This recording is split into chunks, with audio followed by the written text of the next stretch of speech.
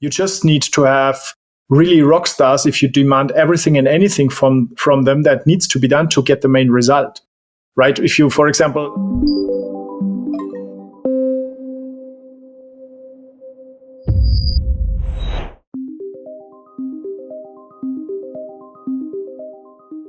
Hello out there and welcome to our weekly Ask the CEO Q&A session here at the Virtual Frontier. Today's topic of our Q&A session is how to hire the right people. Getting the right people on board and into work seems to be something getting constantly harder and harder. When you are missing skills on the one side, you miss most probably opportunities on the other. And missing constantly opportunities could endanger the survival of any organization. How to close the gaps and create an environment where hiring the right people becomes a matter of days rather than months, you'll find out in this session. See you in a flash on the other side.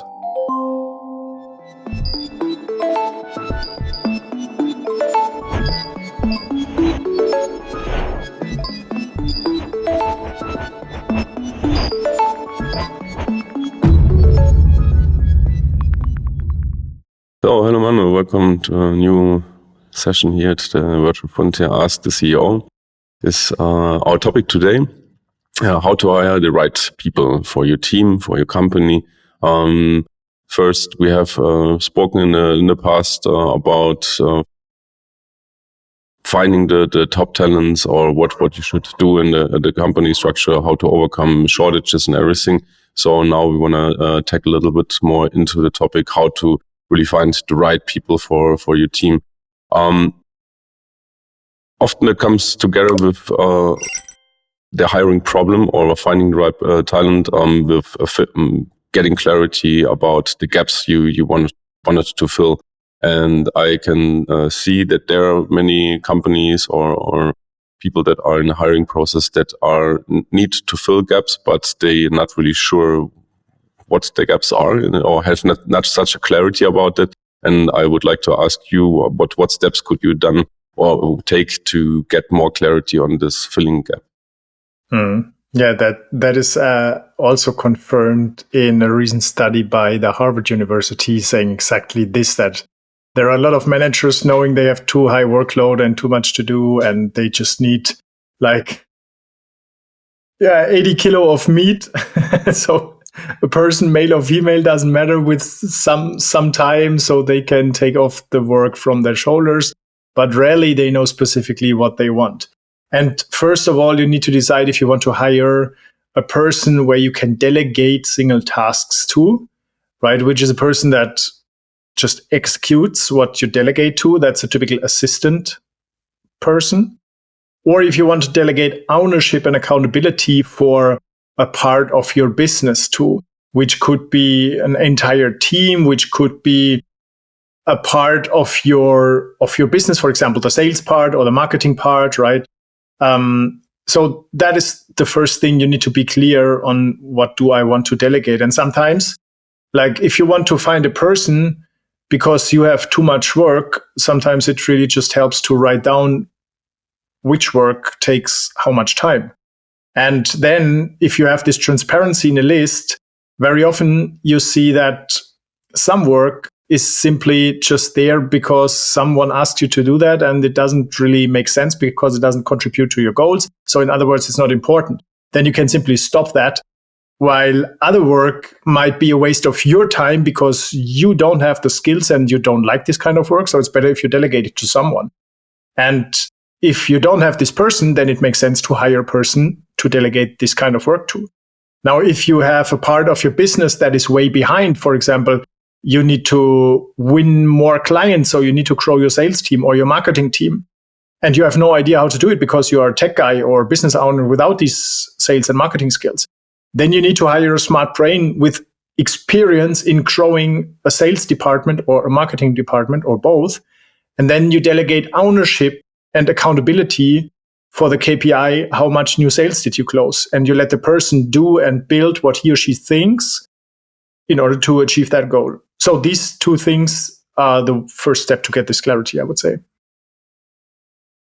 I can hear the alarm bell rings on some managers or company owners that are really like to have the control over this ownerships and accountabilities, whatever. So, but what steps could be done to loosen up that a little bit? Yeah, I mean, that is the first thing you decide, right? Do you want to delegate by tasks or by accountability and ownership? Because if you hire a person to fill a knowledge and experience gap, for example, to grow your sales team, and you have no idea how to do it, and then you want to control what the person does, you fail. I mean, because you hire a person that should be smarter than you and more experienced than you in building this department, and then you want to control the activities, which means that you assume that you are smarter, knowing better what needs to be done. So this is a contradiction, right? This is just not smart. You won't be successful with that. And what you should do instead, of course, is to control the outcome. So look at the sales KPIs and ask the person what you can expect, which results you can expect. And an experienced person will tell you in the beginning that he or she needs 2 or 3 months or even more to build that all up, and then see like how much sales we can get with the product portfolio the company has. The same for the marketing team. And then based on that, you can set realistic expectations. But in the beginning, you have to know that you can't know it. And you need to live with that uncertainty, which is for most control freaks really hard, but it's the only way how to deal with it. I don't know anything else, right? That's the way to delegate properly. Yeah. Let's dive to the technical part of putting out a job description and getting like the hiring lifecycle ongoing.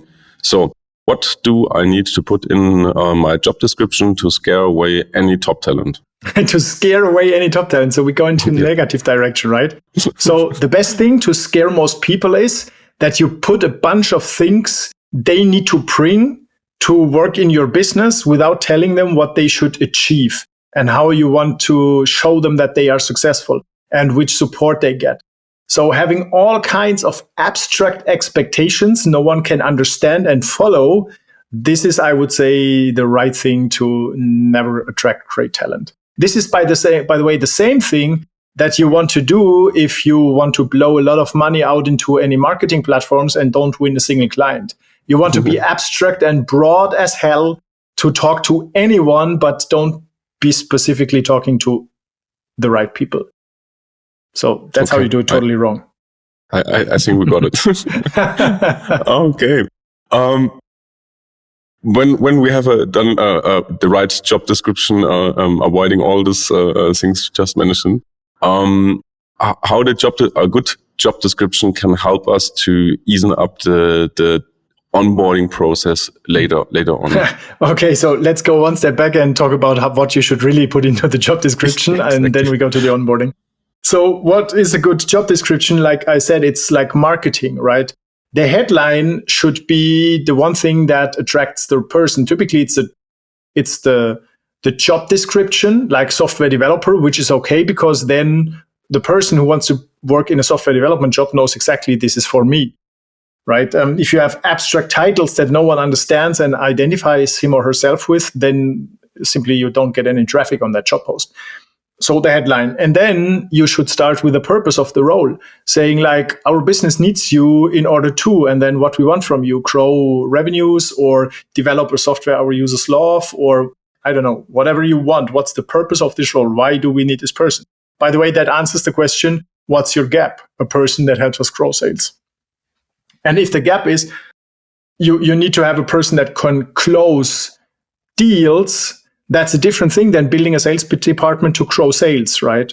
So you can also say, sales representative, we need you to close deals that come in from our marketing team. And then you put in the accountability. So what is the person accountable for? So which stakes do they hold? Or in other words, which KPIs do they monitor in order to see if what they are doing is effective or not? That for a salesperson, it's typically the amount of deals closed in euro and quantity. And then for a marketing team is the amount of leads generated.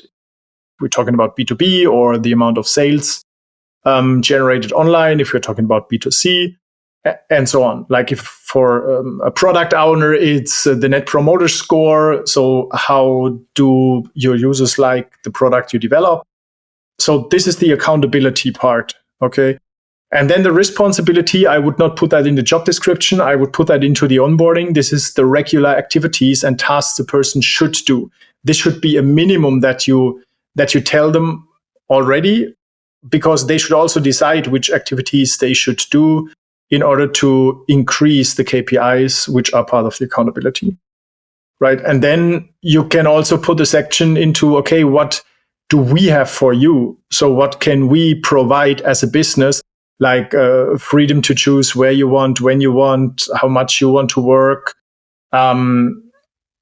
If you have a kicker and you think this is something special, put it in and all this stuff, right? So that the person needs to know why they should work with you. It's like winning clients. It's marketing. You need to attract people and catch them with their interests so that they are willing to work with you. That's the structure of a good job post, I would say. Okay. So let's assume the job posting is out. We're getting the first applicants on the job description or the job offering. So who's in the end responsible for the hiring? I'm not talking like about the technical part, who's executing the contract or whatever. So who should take responsibility on hiring the right person for the job? Is it something that should be done by HR or maybe someone else? No, it's the person in charge. I mean, it's the person that has the demand. It's the person that says, I need another expert with this and that skills in order to help me, and then bridge the gap, whatever you need, right? So HR is responsible to do the technical stuff, like, of course, creating job posts, coaching maybe the person with the demand to define the right things, accountability, responsibility, and purpose. And then also put a job post out on different talent marketplaces and platforms, do the soft skill assessment, do the hard skill assessment, do the expert interview, right? So the other steps, and then provide these insights transparently to the person with the demand. And then the person can look at it and say, okay, that makes sense. I think this is a good hire. And then I want to have another interview. So talk to the person in person. But then in charge is the person who has the demand, and this is the person to decide. And HR just supports this process. Yeah. So working especially like with people from around the globe, different backgrounds, different cultures, how do I avoid to make biased decisions on the hiring process? This is something we probably have sometimes in mind, but it's a really strong thing that accompanies us a lot of time. So how we can assure that our decision is most probably not biased when we hire a person or we are in the hiring process. Yeah. By separating and delegating, right? You break down different parts of the assessment, and then you delegate it to different people so they can give their objective opinion on this specific part. And then they put it all together. And this is how you get transparency over all parts. And then you don't just make the decision based on, oh, I like this person. I like how the person smells, looks, talks, smiles, whatever. But you look at the criteria that are important to be a cultural fit, right? Soft skills. And to be a fit for the job itself, for doing the work, hard skills. And you look at all these parameters, and then you talk to the person and see if what you can read based on the objective feedback of other experts and what you see and feel when talking to the person, if this still matches, right? And if it's yes, then I would say it's a good hire. It's an aligned hire, aligned with the opinion of other experts that are able to give this opinion because they have the expertise. And if you just leave that to one person, I think it's almost impossible to make a well-informed, non-biased hiring. No. Yeah. I can see sometimes there's a tendency to get the best person for the job, right? But this could be somehow hinder myself or the company to get the work done. So why I should focus probably better on getting the right person instead of the best person or the rock stars that are always in in demand, right? I can see that in a lot of job postings. We want the rock stars. We want you to the top performer and everything, but that maybe is not the right approach. I mean, some jobs definitely they need the rock stars, right? If you want to build a space shuttle or so, and you need to have the top-notch engineers that build something that never was built before, and they need to invent that. I think you need to have really, really good people, smart people, creative people, experienced people with this specific part. But for example, let's go in the digital area, software development, digital marketing. I mean, that's all complex, but you just need to have really rock stars if you demand everything and anything from them that needs to be done to get the main result.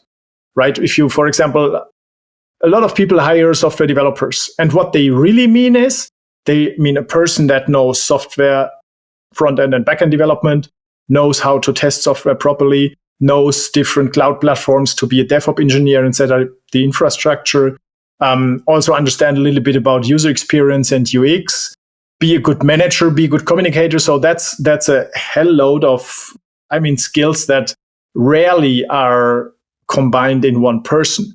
And this is, I think, what people mean when they are looking for this absolute rock star. If they are looking for a rock star developer, it's a developer that really knows how to translate requirements into code. Now, if you also want this person to be an architect, you request skills of being an architect, but this is not what a developer does, right? That's a different thing. And you really need to understand the different layers of skills and how they interact with each other. And if you have clarity on that, it's so much easier to hire a software architect and a good software developer than hiring a software developer and expecting the person can also create the architecture. And that's the same with UI design, UX design, or software development and quality assurance and DevOps engineers. You don't want to combine these things, right? Then I think it's easier to find experts than really highly skilled all-rounders. Mm. Last question for today, Manuel, from my side.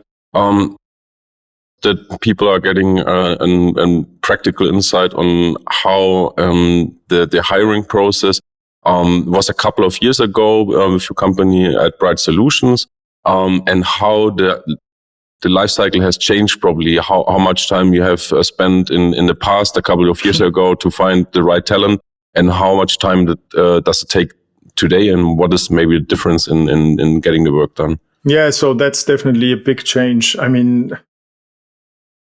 Say 5 years ago, I hired based on criteria.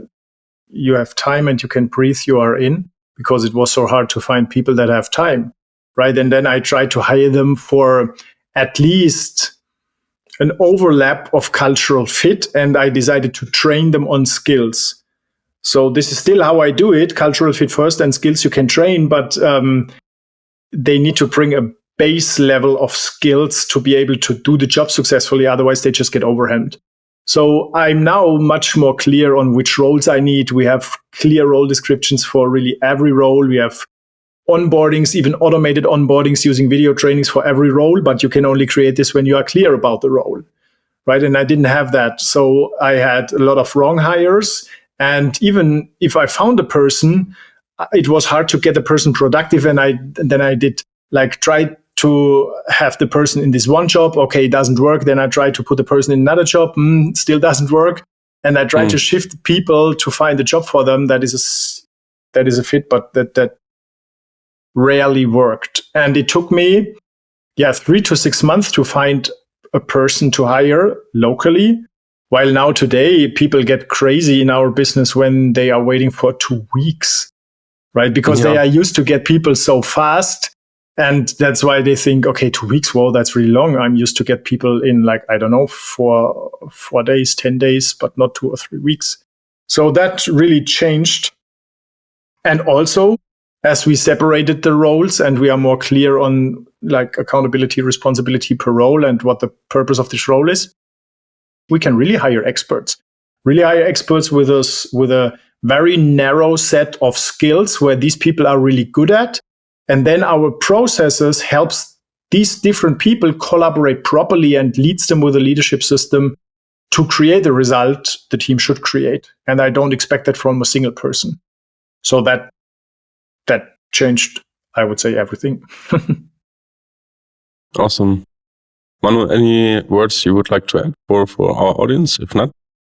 Yeah, I mean, it's a good exercise to just put a piece of paper in front of you and take a pen and write down for yourself. So I'm needed in this team so that, and then the result, this is the purpose, right? Why you are required in this team. And then you write down, I look at this and that number to understand objectively if I'm successful. And you write down the list of numbers you look at, right? Satisfaction of client, numbers, NPS. Amount of deals closed if you're in a sales team, the amount of bugs I produce if I'm a software developer, etc. Right? And one important thing is to make these numbers visible, because this gives you objective feedback independently from people that just have an opinion, and today they feel good, so they tell you are good, and tomorrow they are feeling not so good, so they tell you are not so good, right? This is biased feedback. And numbers make it very objective, so you can really see if you are doing well or not. And if you are not doing well, then you can ask yourself, okay, what do I need to improve? And you maybe can ask a mentor or a coach in the business to help you understand that. So this is the environment that gives you freedom and independence, because you can always see how you're doing and you don't depend on other people. And it starts with writing down what that is. So I recommend doing that as a first exercise, which gives you good insights, especially if the entire team does that. And then you look at each other and you look at the job post and ask yourself, okay, what this person wrote, is this the expectation I have for this person? And if this matches, awesome. If not, you have to talk and adjust. That's it. Great. Manu, thank you very much for your time, your insights and shared experience. See you next week on our next Q&A session. Awesome. Thank you, Daniel. See you next week. Bye-bye. Bye-bye. We hope you found this session helpful. Head back to our in-depth blog article on how to hire the right people. Now it's your turn. How do you tackle the issue of getting the right people hired at the right time? What did we miss in our conversation today? How can we do better? You know the best. Hit us with the comments and reviews. We are happy to engage. And before you leave, hit the subscribe button, give it a thumb up, and share the session around with your friends and colleagues. Sign up for the free Business Builder training on flashup.io and learn more about how to scale with your business at any time, work with global top talents, and make work better. On behalf of the team here at the Virtual Frontier, I want to thank you for listening. So until the next episode, keep exploring new frontiers.